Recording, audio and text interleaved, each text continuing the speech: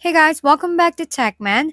Today, let me show you how to fix GameSir G7 SE not turning on.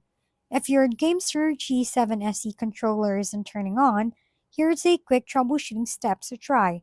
First, check the connection. Make sure the USB port you're using is functional. If the power light doesn't come on and no inputs register, the issue could be a faulty cable, so test with a different USB-C cable. Next, inspect the USB or USB-C ports for dirt or debris. Even a small amount can block the connection. Use a toothpick or similar tool to gently clean inside the port. If the controller still won't connect, try hard resetting your Xbox. Hold the power button for 12 to 10 seconds, then turn it back on.